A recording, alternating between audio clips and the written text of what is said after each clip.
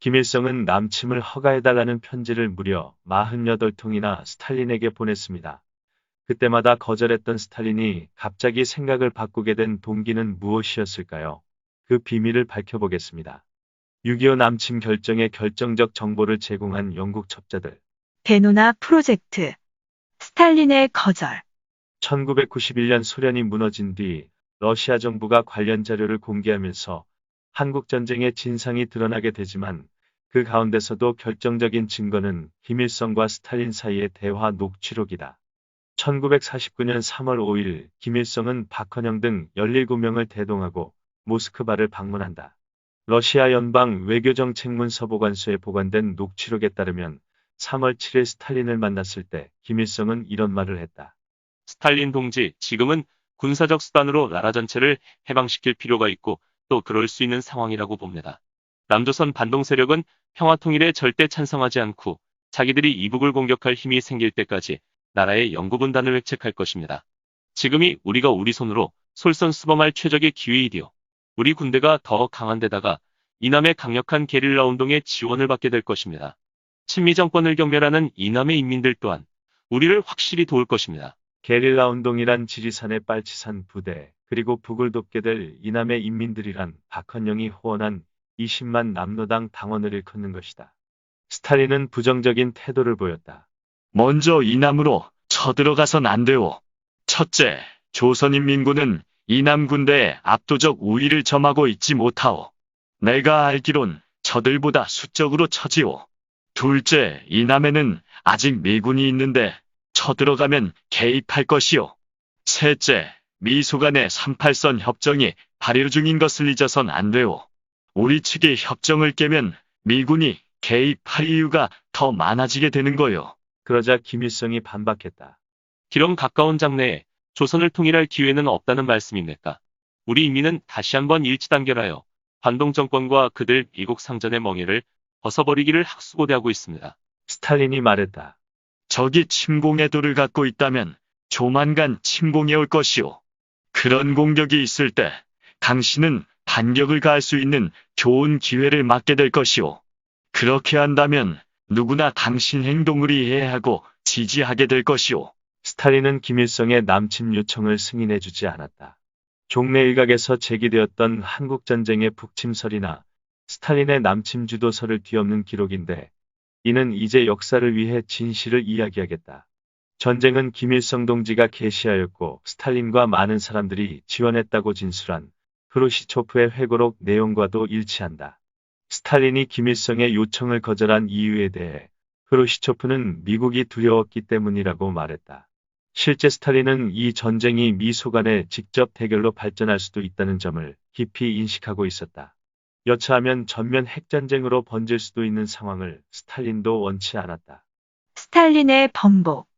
그로부터 반년이 지난 1949년 9월 3일 김일성의 개인 비서였던 문일이 평양의 소련 대사 스티코프를 찾아와서 김일성의 말을 전하고 갔는데 그 내용은 스티코프가 소련 외상 비신스키에게 보낸 암호전보문에 다음과 같이 적혀 있다.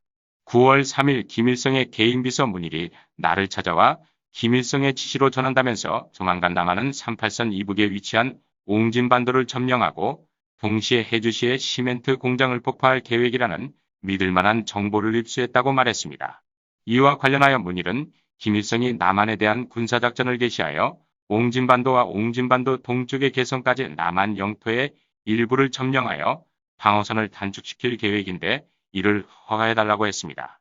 국제정세가 허락한다면 김일성은 더 남쪽으로 내려갈 준비가 되어 있다고 생각한다고 문일은 덧붙였습니다. 김일성은 자기들이 남조선을 2주 안에 최대 2개월 안에 점령할 수 있다고 확신하고 있습니다. 외상 비신스키는 이 암호문의 내용을 스탈린에게 보고했으나 스탈린은 김일성의 요청을 묵살했다. 그러나 김일성은 그 후로도 계속 남침 허가를 스탈린에게 요청했는데 그런 내용이 담긴 전보만 모두 48통이 러시아 연방 대통령 문서보관소에 보관되어 있다고 그곳을 조사 연구한 미국의 한 사학자는 자신의 연구 논문에서 밝혔다. 이 또한 북침설이나 스탈린의 남침 주도서를 주장한 그간의 학설들을 뒤엎는 분명한 물증이다. 그런데 1950년 1월 30일 스탈린은 평양 주재 스티코프 대사에게 느닷없이 김일성의 요청을 승낙할 의사가 있다는 전보를 보낸다. 당신의 보고서를 받아보았소. 김일성 동지의 불만을 이해하지만 남한에 대해 그가 떠맡고자 하는 그런 큰 문제는 많은 준비가 필요하다는 걸 알아야만 하오. 그 문제는 너무 큰 위험이 되지 않게 정리를 해야 할 필요가 있소. 이 문제에 대해 그가 토론하기를 원한다면 나는 언제나 그를 만나 토론할 준비가 되어 있소.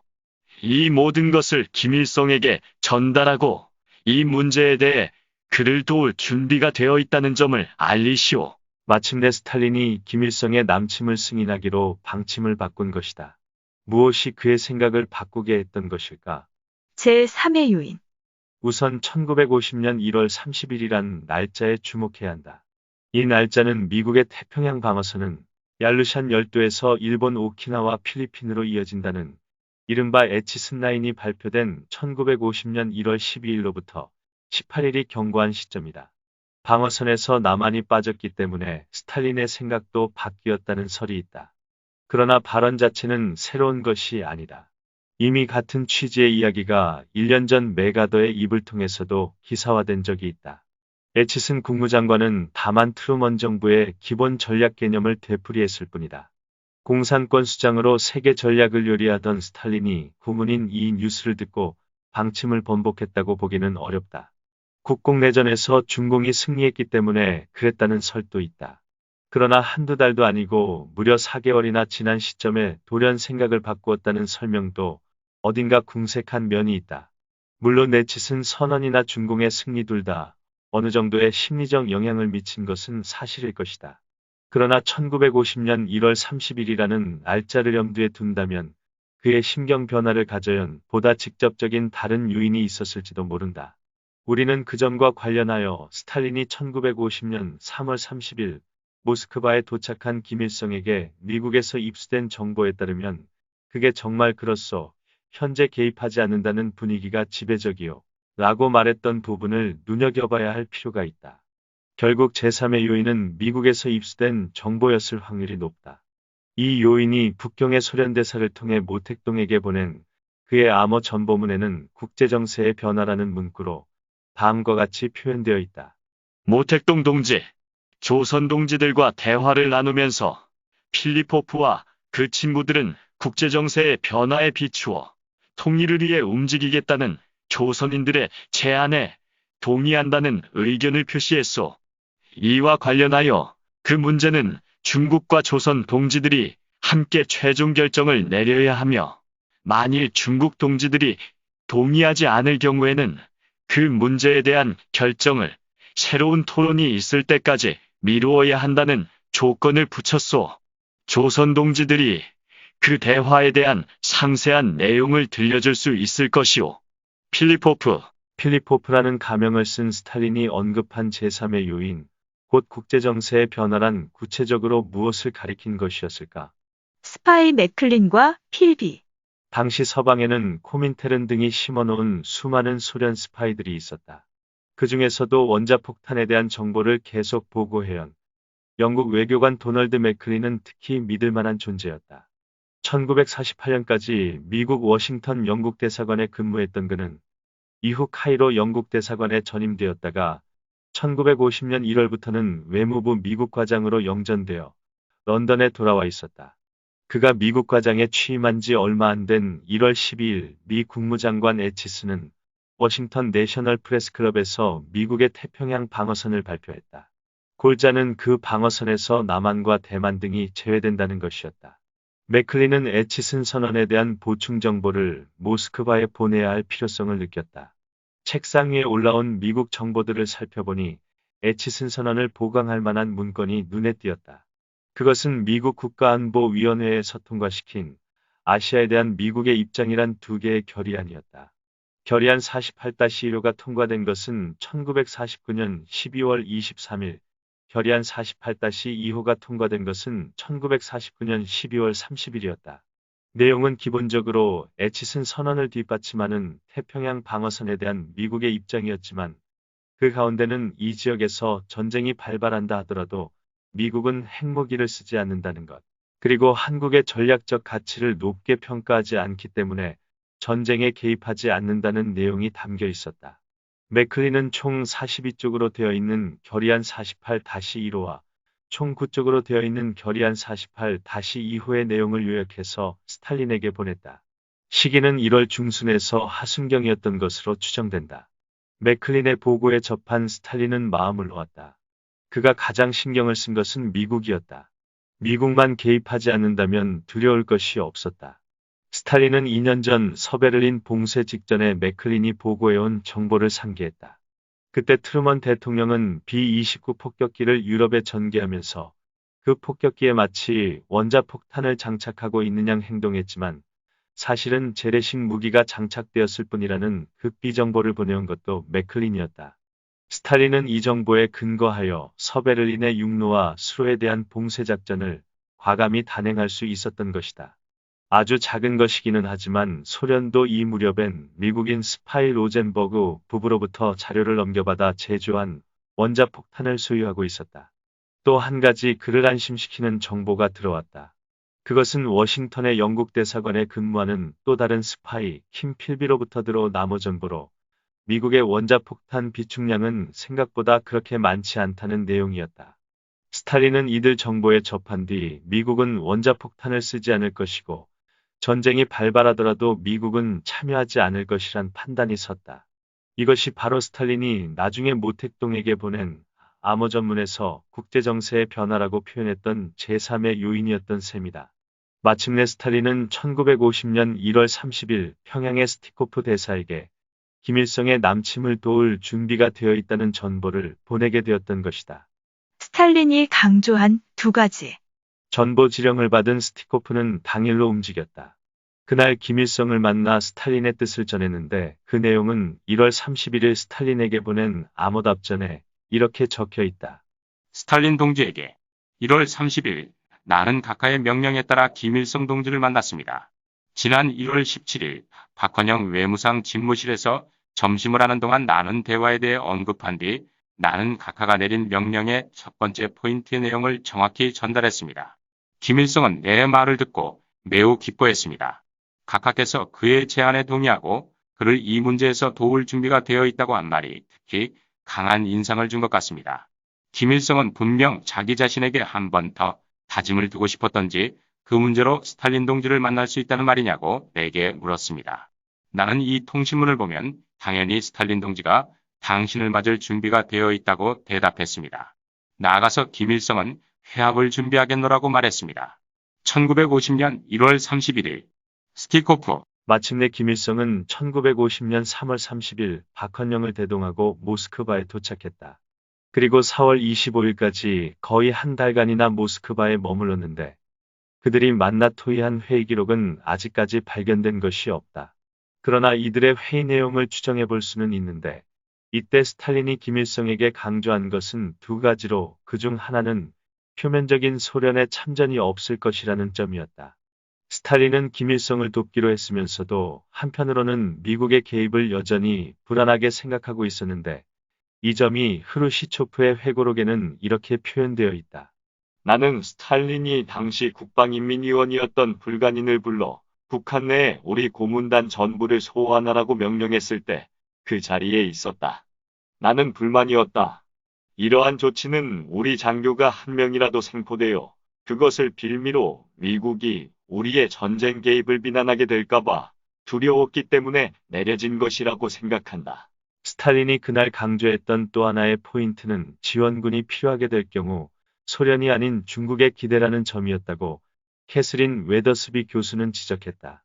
이에 따라 김일성은 스탈린과의 회동을 끝낸 1950년 4월 말 북한으로 돌아가는 길에 베이징에 들러 모택동을 만났고 거기서 지원 약속을 받아냈다는 것이다. 그러나 하오 유판, 자이치아이 등 중국 문제 전문가들은 그 시점에 중국 지도부는 김일성의 남침 계획 자체를 몰랐다고 주장한다. 어느 것이 옳은지 모르겠다. 김일성은 모택동을 만난 뒤 평양으로 돌아갔다. 그리고 얼마 후 전쟁은 예정된 시간에 터졌다. 중공군의 개입. 2차 대전 시기의 블리츠크리크였다. 북한군은 남한을 재빨리 석권했다. 공격이 시작되면 내란이 일어나서 이승만 정부가 무너질 것이라던 김일성의 예언은 유감스럽게도 실현되지 않았다. 북한군이 밀고 내려가면 이승만과 그 정부가 제거될 줄 알았던 것이다. 처음에 김일성의 예언은 들어맞는 것처럼 보였다. 남한 정부는 불안정했고 그 자신이 방어할 능력도 없었다. 저항도 보잘것없었다. 북한군은 파죽지세로 낙동강까지 밀고 내려갔다. 그러나 그들의 대세는 거기까지였다. 한미연합군은 1950년 8월 초부터 9월 중순까지 낙동강과 중동부 지역에 총 240km에 걸친 방어선을 구축하고 북한군을 필사적으로 막아냈다. 마침내 유엔군 총사령관 메가더는 인천 상륙작전을 감행하여 전세를 일거에 역전시킨다. 9월 30일 국군이 38선을 넘어 북으로 진격하고 다음날 메가더가 김일성의 무조건 항복을 요구하는 최후 통첩을 바라자 10월 2일 중국 공산당 정치위원회를 긴급 소집한 모택동은 팽덕회를 사령관으로 하는 의용군을 조선에 파병하기로 결정한다. 회의 직후 모택동은 스탈린에게 이 결정을 알리며 우리는 중국 군대를 한국에 파견해 미군과 싸우기로 결정했기 때문에 이 문제를 풀 수 있어야만 하오. 다시 말해 미국과 기타 나라들의 침략군을 전멸시키고 그들을 조선에서 축출해야만 한다는 것이오. 라는 전보를 보냈다. 당시 메가더는 만주 일대를 폭격하고 나아가 그곳까지 진격하자고 주장했다. 중국과의 전면전이 예상되던 시점이었다. 그런데도 모택동은 위 전보문에서 볼 수 있는 것처럼 유엔군을 격퇴시키겠다는 결의를 보인다. 그만큼 배짱이 두둑했던 것일까? 사실은 지구 반대편에서 활동하던 영국인 우군으로부터 얻은 정보가 있었기 때문이다. 그들이 스탈린에게 제공한 미국의 기밀 정보가 다시 모택동에게 전달되었던 것이다. 정보의 내용은 메가더의 호언과 달리 트루먼 대통령과 미 합참본부는 한국전쟁을 제한전으로 규정하고 압록강 이북으로는 진격하지 않는다는 방침을 확정했다는 것이었다. 따라서 중공군이 대기 중인 만주는 안전지대로 남게 되었다는 것을 미리 알게 된 모택동이 자신감을 갖고 의용군을 내려보내게 되었던 것이다. 이처럼 한국전쟁의 발발과 중공군의 개입 결정에 결정적인 정보를 제공했던 영국 첩보원들은 대체 어떤 인물들이었을까? 영국 첩보원 3인방. 이야기는 1930년대로 거슬러 올라간다. 그 무렵 국제공산당 곧 코민테르는 영국 최고 명문대학의 하나인 케임브리지 대학을 주목하고 그 재학생 40명을 포섭하는 데 성공한다. 대부분 영국 상류층의 자제들이었다. 그들은 당시 자본주의의 타락과 병폐의 염증을 느끼고 있다가 공산주의 이데올로기에 매료되어 포섭되었던 것이다. 이 가운데는 훗날 이안 플레밍이나 그레암 그린 또는 존 르카레의 추리소설에 등장하는 뛰어난 첩보원의 모델이 된 킴 필비란 청년이 있었다. 그는 원래 영국 외교관 존 필비경의 아들이었다. 전공은 역사학이었는데 뒤에 경제학으로 바꾸었다. 졸업 후 오스트리아 빈에 건너가 코민텔은 지하 조직에 가담했고 그 후 독일계 영국인 사회에 들어가 친 히틀러 잡지를 편집했다. 그리고 1937년에는 더 타임즈 특파원이 되어 파시스트 프랑코 편에서 취재 활동을 했다. 이런 극우적 활동들은 그의 사상을 위장시키기 위한 소련의 공작이기도 했다. 1940년 필비는 훗날 007 영화의 제임스 본드가 소속된 기관이기도 한 MI6, 곧 영국 비밀정보국에 지원하여 합격한다. 이후 그는 이베리아 지역과의 개장 및 과장을 거쳐 전후 이스탄불 주재 영국 대사관 1등 서기관으로 일하다가 1949년 워싱턴에 전임된다. 워싱턴 영국 대사관에는 그보다 2년 전 부임한 대학 동창 가이 버제스가 있었다. 그는 필비보다 한 직급 아래인 2등 서기관이었다. 둘은 반갑게 만났고 워싱턴 네브라스카 애비뉴 4100번지의 집을 얻어 위층은 필비가 쓰고 지하실은 버제스가 쓰며 같은 집에서 생활하게 된다. 필비보다 한 살 위인 가이 버제스는 사령관 말콤 버제스의 아들이었다. 그는 로커스파크 예비학교를 나와 케임브리지 대학에 진학했다. 역사학 전공이었는데 성적이 뛰어나 장학금을 받았고 1933년부터는 대학원도 다녔다. 재학 중 엘리트 비밀 결사체인 케임브리지 사도에 가담하면서 소련 첩자가 되었다. 졸업 후 더타임즈 기자를 거쳐 필비보다 먼저 비밀정보국에 들어갔고 다시 외무부에 근무하는 등 살아온 경로가 필비와 똑같다. 그는 영국 노동당의 헥터 맥닐 의원이 외무장관에 임명되면서 그 비서로 일할 때 장관 책상에 올라오는 주요 문서를 밤마다 사진 촬영하여 KGB에 보냄으로써 소련 측에 큰 공을 세웠다. 워싱턴에 부임한 필비는 영국 비밀정보국의 대표로 FBI 및 그의 새로 창설된 CIA의 연락중재 역할을 맡게 되면서 최고 기밀에 접할 수 있는 위치가 되었다. 그는 자신의 직책을 이용하여 1950년 1월 스탈린에게 미국 내 원자폭탄 비축량이 그리 많지 않다는 정보를 보낼 수 있었다. 한국전쟁이 터지자 그는 한국전의 유엔군의 일원으로 참가한 영국과 영연방의 정보 연락관으로서 메가더 사령부와 펜타곤 사이에 오가는 작전 통신문을 접할 수 있었다. 그래서 메가더 군대의 움직임에 대한 정보를 모스크바로 보냈고 모스크바는 이 정보를 즉시 북경에 전달했다. 후에 메가더는 중공군이 자기들의 계획을 미리 알고 있었던 것 같다는 의심을 하곤 했는데 이는 사실이었던 것이다. 그런데 그의 활동에 문제가 생겼다. 그것은 미 수사기관이 워싱턴 영국 대사관에서 원자폭탄에 대한 비밀을 소련에 타전한 호머라는 암호명의 직원을 발견하고 그 조사를 영국 정부에 의뢰했다는 점이다. 필비는 이 첩자가 외무부 미국 과장으로 있는 도널드 맥클린이라는 것을 직감했다. 필비보다 한 살 아래인 도널드 D. 맥클린은 영국 하원 원내 총무를 지낸 자유당 당수 도널드 맥클린경의 아들이었다. 그레샴 중고교를 나와 1931년 케임브리지 대학에 진학한 그는 현대 언어를 전공했다.